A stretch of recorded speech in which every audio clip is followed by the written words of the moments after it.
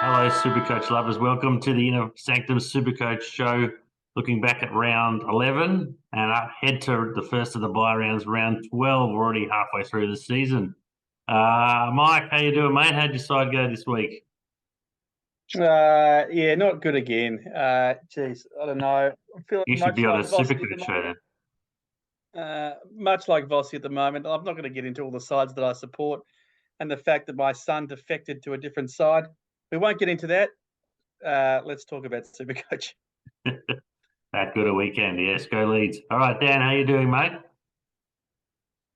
Not too bad. 2-108 this week, which was actually good enough to get me 3 out of 4 league wins. I don't know what happened to the other people because maybe they did the same stupid thing I did and not check the start time of that Melbourne Freo game and kept Ollie on the park with the VC. So had a really good weekend. Yeah, And Carlton lost. So good stuff. Mick, how you and doing, buddy? that's usual.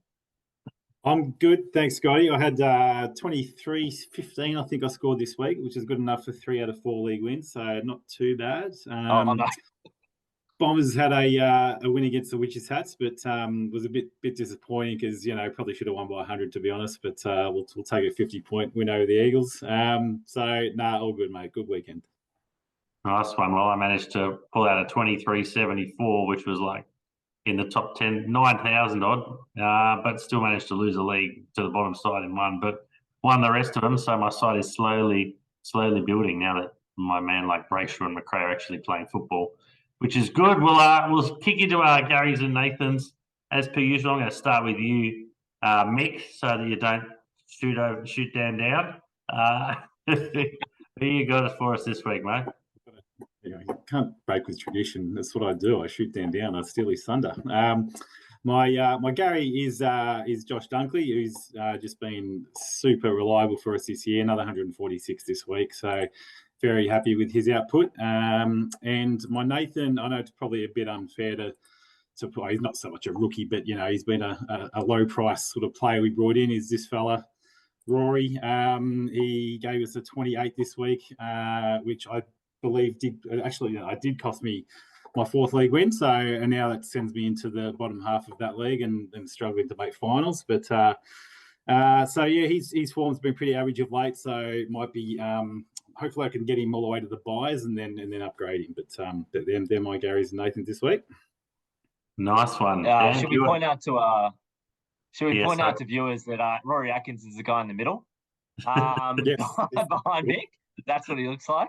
He did pull out 102 the week before, so and then 6 disposals. Anyway, this week I've gone my Gary as a guy who I'll be honest, I do give him a bit of a spray about ineffective disposals, but he kicked 4 goals on the weekend and really hit the scoreboard in his team's loss. But I'm gonna give the Kaz for this guy for Toronto. Absolutely freak game from him. Probably the only one that showed a bit of heart in that playing for Dimmer game. Yeah, look, it was pretty good. And then my Nathan is a bit left of field. So hear me out here. From McCreary, talking to you because as you were running away from Sheasel, your foot clipped his head and he was off the ground for about 10, 15 minutes getting assessed. He came back out, but Bo McCreary's foot, you're my Nathan for this week. Pretty disappointing you couldn't put a picture of just his foot as the background. Missed opportunity. Next time. Not easy to Google Bo McCreary's foot. Yeah, that's it. Not many people would be doing that. Mike, what about you, mate? Who you got for us, you Garys and Nathans this week? Yes. You know me. I'm not a big fan of the Hawks, the Poos and the Wees, but I have to give it to Sicily for his 172 on the weekend. Then he's gone and got himself suspended. So out next week. But my Nathan this week, after I brought him in, I'd done a couple of sneaky trades to get this guy in. And that's Mr. Sinclair. Backed up his 140, halved his score with a 70, I think, or a 71. And it's my own fault, really, because I have a rule that I don't pick dudes with mullets. Get a haircut. I don't have Draper. I don't have that Weddle bloke here. It's a shocking hairdo. But I brought Sinclair in and he stunk it up. So you're the Nathan this week. Well, if you're gonna have a rule, mate, you should stick with it. My bloke has been my I think he's been my Nathan a couple of times. So, yeah, my Nathan a couple of times, but he's turned into a Gary. He's Jack Macrae. I don't know where this has come from, but back-to-back 145s. We'll talk in a few minutes about now him being a forward as well, which actually disappoints me in the end if he's going to play like he is. But he was sensational on the weekend despite their loss. So hopefully that form continues for my side. And considering my side did so well, I don't really have too many Nathans, but it's just disappointing that James Sicily managed to get himself suspended after he dominated. So you need every man on the park you can get when you get to these bye rounds. And so the fact that he's missing round 12, that makes him the Nathan for sure. So if you're watching James, poor form, he should have at least challenged the suspension at least. Looked pretty soft. But anyway, we'll do without him this week. So we're heading into the first of the bye rounds, and I guess we can have a bit of a chat quickly about the rookies on offer and whether we should be bringing them in and who's on offer. So I'll start with you, Dan. A couple of rookies as usual that we might be interested in. Yeah, I don't know about the rest of you, but I was seduced by Wardlaw's 85 and brought him straight in because I don't care about that kind of stuff about letting him play 2 games because why would you? Surely he was going to come in and play an absolute blinder and get another 85 points, and he didn't. He got 43, and he still looked good. Like, he actually still looked really good. He just didn't get around it. I suppose it seems like a bit of a points sink anytime any midfield is playing against Collingwood. The opposing midfield just absolutely gets their points stolen. So probably not the best idea there. But look, he'll be better for the run, and he'll come back with the vengeance next week, I think. Yeah, and given I think North's bye is in round 15, so you probably got 3 weeks out of him at least. So I think he's probably worth your while if you're going to wait till after his bye. Not much point. Mick, what about you, mate? Any rookies that we should be looking at this week? I did notice something I mentioned, I think last week or the week before, about Kane Baldwin being a possible choice for.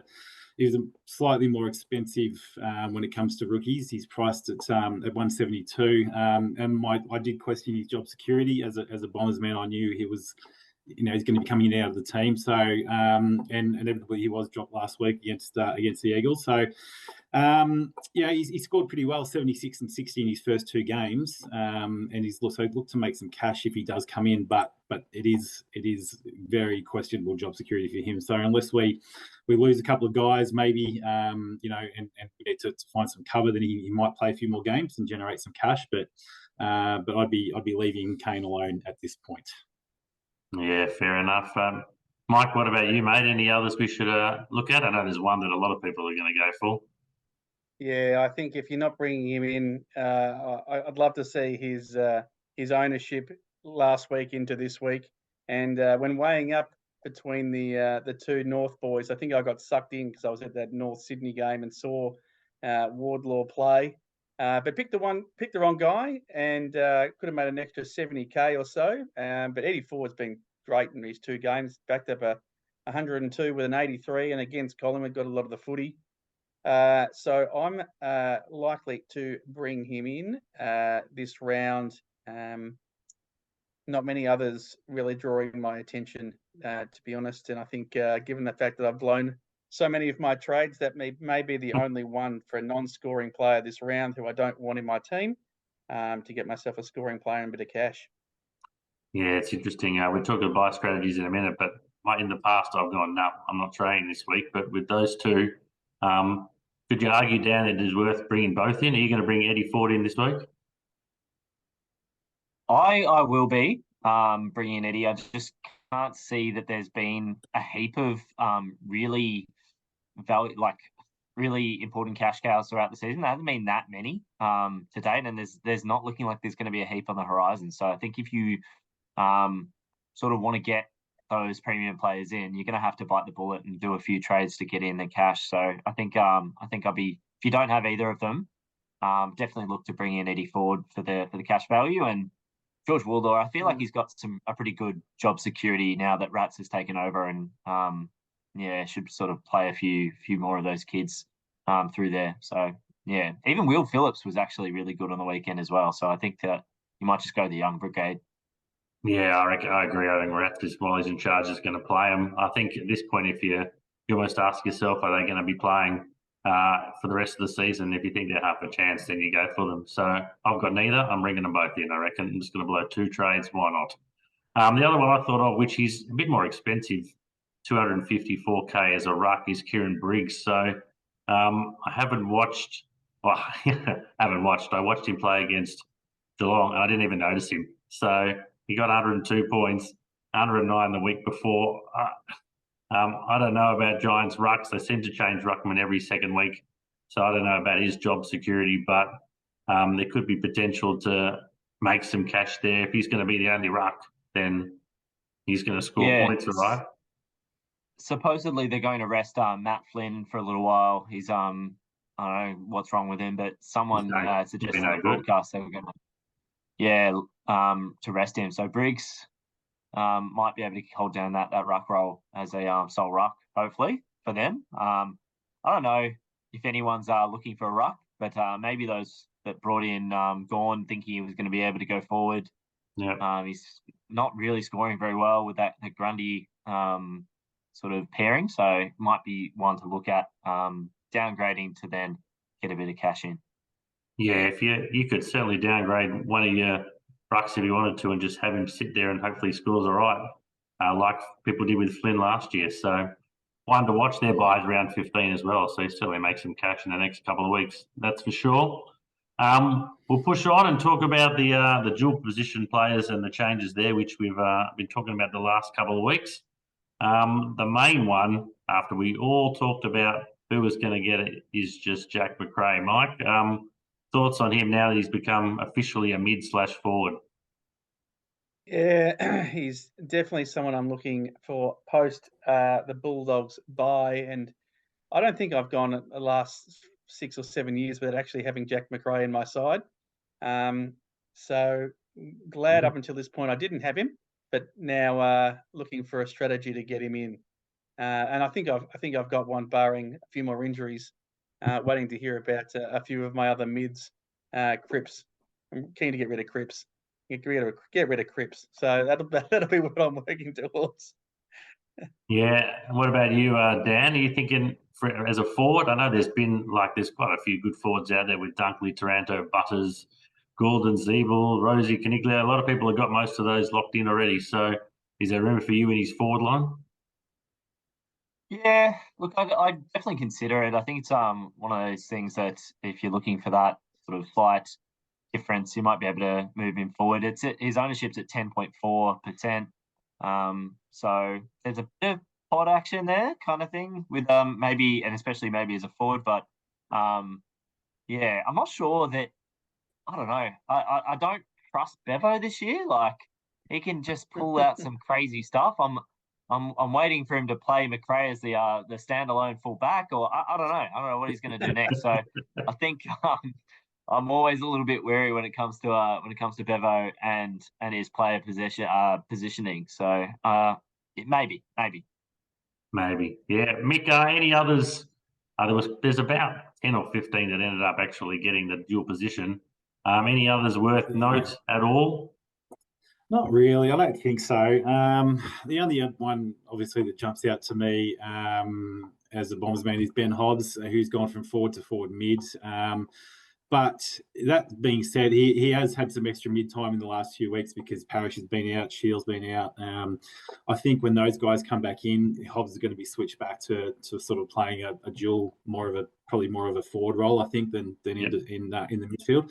And his scoring hasn't been amazing. It's been okay. It's been sort of averaging about the last 3 weeks. I think he's had 83, 90, 75. So he's thereabouts, but as a mid, he's priced at 371, which is that's probably, to be honest, that's where he's going to finish. So I'll be steering clear of him. And then other than that, I can't really see any guys that have attained DPP that are really worth targeting other than Macrae. So that's what we're going for. Yep. Yeah, well, we were all excited this time last week that Max Gawn was a chance. I think a few people brought him in early. He missed out by 0.1%. I think he was 34.92% or something forward time, so he's just a ruck still.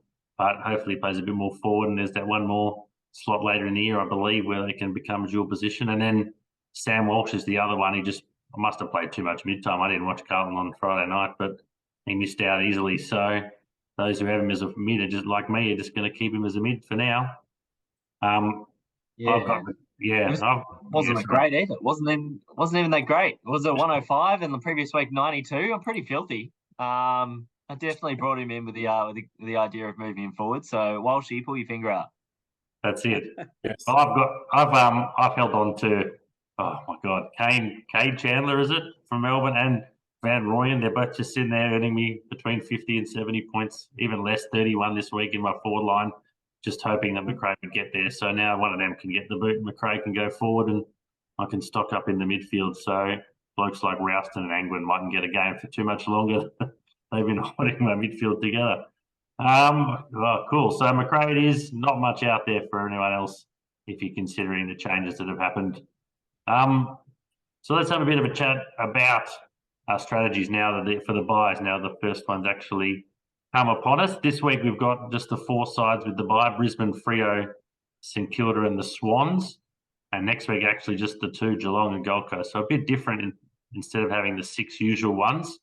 Mike, I might start with you. Any advice for those out there in terms of what to do this week, strategies for the buys, just to help people out? Yeah, interesting one, because it depends on where you are in your league. That could determine what your strategy might be. I mean, I'm in a position where I need wins. So making sure I've got sort of 18 players, especially this round where there'll be I reckon there'll be a lot of super coaches who've got sort of 16, 17 players that may not look to trade, with a bit more of an eye ahead to the later buy rounds. I've got a few players that are sort of that 250, 300. You know, I know Wilmot's out Brisbane, but and Philippou. So these guys who aren't playing this round, who I don't want them to be part of my team in a few weeks. It's a time to bring in your Eddie Fords and your Wardlaws to try and make a bit of cash, and then capitalise when, if you haven't got all your guns from Brisbane, etc. coming into next round. That's when you sort of upgrade. But who you want in your team come out of the buy rounds, you've got to have a strategy to try and get them in. So if that means trading now for a few weeks' time, but I'll definitely be making some cash to try and get some players into play. Yeah, I'm in the past. I'm just, like I said earlier, just no trades. But with those couple of rookies on the bubble and just chasing league wins, I've got probably 20, 21 available. But I guess my thoughts a little bit are, if you've got blokes on your bench who aren't playing anyway, then what's the difference if you bring someone in? Like, those blokes won't be getting the gig anyway. So I maybe just suck up the buy later in a few weeks' time. Dan, what about you, mate? Any other advice for our buy rounds coming up this week in particular? Yeah, I think just have a look at who you bring in. So if you're looking at targeting any Cats or Gold Coast players this week, just have a little bit of a think about it, because they're not playing the following week. Maybe like Jack Sinclair, he's not going to be playing. Just a little bit of an interesting point there. So just have a look ahead of what's going on. But those players like Jack Sinclair, look at trying to bring them in post buy, because there's a heap of really good Swans, Brisbane, Saints players that they'll be coming off that buy that won't have another buy. So your Steels, Sinclair's, Jake Lloyd had a ripper on the weekend, mainly because Carlton can't kick and he takes every kick in. But all of those things, just things to look at. So for me anyway, I'm looking ahead at the next week and just looking at who I'm going to bring in from those 4 sides to make sure that I don't have to worry about Primo's not playing in the coming buy rounds. Well, just make sure one of those is not my man Brayshaw. Now that he's back and dominating again, I don't need people bringing him in. Just leave him out of your side. That's fine. Mick, Eddie, what's your strategy going into this week, mate? This week, I'm pretty sorted for this week. I'm going to have 20, 21 guys on field, I'm pretty sure. So I'll be pretty comfortable this week. And I think I've mentioned in the past that round 15 is going to be my death week. which I'm going to just write off, and going to be compounded by the fact that I'm bringing in, I'll definitely bring in Ford and most likely Wardlaw this week, who also have the round 15 bye. So it's just going to add to my woes for that week. I might end up with 14, 15 on field. So it'll just be, but then again, I'll be targeting players, those coming weeks that have had their bye leading up to round 15. So it might balance itself out. But yeah, anyone who is bringing in Ford and Wardlaw this week, just make sure you realise that they're not going to play in that round 15 bye. Along with if you've got Sheasel and you've got still got Phillips, there's 4 guys and just from one team and out of your side for that 1 week. So that's why the little show buys thing in SuperCoach is quite handy, and you can see how many guys you got sitting on field. So yeah, it's something to keep an eye on when you're doing your trades this week. Yeah, I agree that it's almost worth just looking ahead if you can and writing off a week. I don't think that's necessarily a bad strategy. When there was the 3 bye rounds, I used to always to pick a week and go, that's the one I give up on, and just play with who you got. With the 4 of them, I think most people will be right for these first 2. It's just whether you just decide to write off one of those last 2. One other point as well is I think people forget that you can use those bye people as loopholes for captains. So you really just got a free hit almost of who your vice captain and captains are. So you don't really need to look too far ahead, as long as just leave one of those bye people on the ground and chuck the C on them if your vice captain goes well, no matter what time of the round that player plays. So that's just my advice out there for people as well. So yeah, we'll just see how we go with our bye rounds coming up. Dan, over to you. Rage Trade Corner time. While he's picking up his red picture, as he always does, his anger picture, just for those out here, some of the rage trades in the past. My favourite's Mitch Duncan. He got 1 game. Callum Mills brought in, hurt himself. Said it's been no good since you brought him in. It's been hilarious. So who you got for us this week, mate? It better be good. Look, it's a bit of a down from previous weeks. So I think last week, just as a bit of an update, I gave a bit of a clip to Clary Oliver for playing out the game with his hamstring and missing that week. And then I did the cardinal sin of forgetting to trade him out when I wanted to. So look, I'm going to hold him now. And apparently there's talk that he may he trained today with Petrarca. And so he might only miss 1 or 2 weeks. So it's actually not too bad in the end. A bit of a good mistake. So got rid of Bodie Euland, who some of you might remember him from the start of the season when he played like 2 games for Gold Coast and then couldn't get another one. So he was out. He was turfed really quickly because I needed to. But so this week, another rookie, Darcy Wilmot, just too inconsistent for my liking. I think this week he only managed to get 29 points, which just doesn't cut the mustard. It was close to being Rory Atkins with his 28, but I think because he had his 102 last week, I think he might have enough in him to just get above that break even. So Darcy, look, it's not a no hard feelings. It's been a good ride. You've made a bit of cash, but your time is done. All right, so you're out of the team. You're cut. I'm not entirely sure that it's rage trading when you rage trade a rookie who's made you good cash and he's got to buy this week. But you know what? Sometimes it's disgruntled trade. Disgruntled. The fans what they want, mate. We need the rage trade corner. Yeah, that's it. Everyone who comments on it just says we love Dan's rage trade corner. So just make one up next week, mate. Just fire up. Come on. If I had Cripps, I might rage trade my own captain of my own club. So there you go. But no, I'm thankful enough. I stay clear of him for that exact reason. I don't want to get rid of Cripper. You don't want to rage trade your own team. If I was rage trading, I've got 6-7 Giants in my team, so I'm either going to need to get rid of a few of them. Let's look ahead to round 12 then. Any captain, vice captain advice? Mike, I might start with you, just who you're looking at and why. Yeah. And look, I've already sort of spoken about who I'm planning to bring in, and we've spoken at length about the 2 Kangaroos boys. I'm sort of thinking about who I might look at the VC this week, and young Nick Dacos. He may have 65 possessions on the weekend against the Witches Hats. They could beat us by 150 if both teams play to form. So I reckon I'll take 600 points because it may be the only chance I have of a league win. And then if he happens to fail, which is unless someone takes him out, is that I've got the Bulldogs game, I think, coming on straight after that. Set myself an alarm to get that one sorted. So Dacos into probably the Bont, who's probably been below average since I brought him in too.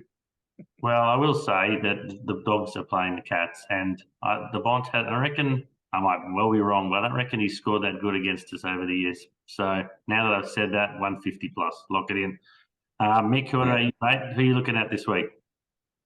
Yeah, I think Petrarca playing the Friday night game will be my VC. I'll be choosing him over Walsh just based on recent scores. Walshy, as Dan said, hasn't been scoring overly well in the last few weeks. Petrarca 122 on the weekend, which I did had him as my VC. I didn't use it. I took a bit of a gamble and put it on Bont, who ended up with 124. So really only netted me an extra couple of points.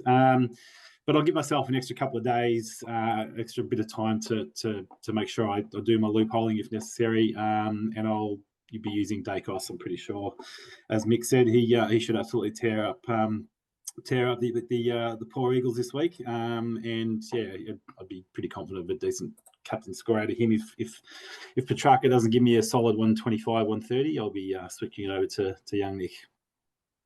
Nice one. 2 votes for Nick Dacos. Dan, what about you, mate? Look, I'm just considering a couple of weeks ago, in a 100-point loss, Simo looked to tag Will Day. So I don't think it's without question that he might not send the clamps to Nick Dacos and they'll get flogged by 200 points. But hey, they stopped Nick Dacos, so maybe he'll take a win there. I don't know. Always questionable. So, well, you heard it here first. He's going to get tagged. He'll get tagged this week.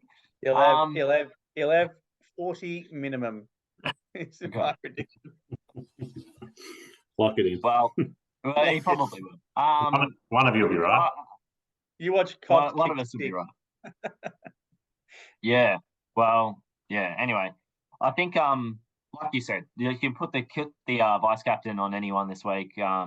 And still have that option, thanks to the bias to throw a C on a buy round player. And there's a couple of interesting games late on that Sunday. So there's Richmond. Taranto's been scoring really, really well. We've got Adelaide, where Rory Laird's been alternating 150s, I think, every second week. So could pop up. There's just so many options. The only other one that I want to flag is a bit of a left of field choice for the back line. And keep in mind, we've been spruiking this guy as well. Charlie Ballard scored another 97. Christian Salem. So he's come back after a bit of a layoff. I think I don't know what he had. Would he have a knee problem at the end of last year or something? Yeah, and he had something else in the preseason. We'll say that. No one's fact checking us. Come on. And he's come back with a couple of good scores. I think he's averaging about 88, and he's only about 390,000. He's a class player. He's a good user of the ball, and look for him to feature quite heavily in the D's game plan as he brings the ball out of defence. So he could be one that, although he's not setting the world alight at the moment with his scores, he could be one to bring in as a bit of a point of difference, a cheaper, maybe a D6 or something option that might give you a bit of difference going into the finals or later in the season. We should have as well as a Dan's Rage Trade corner. We should have a Dan's anti-rage bring in corner, just so he can give us someone weird every week. Christian Salem for everyone out there. I also like Taranto back against his old side. Watching the Giants on the weekend, their midfielders always win the clearances, so hopefully he's up for a good game. Also note that Ruckman seemed to dominate against Geelong because Jonathan Segler struggles.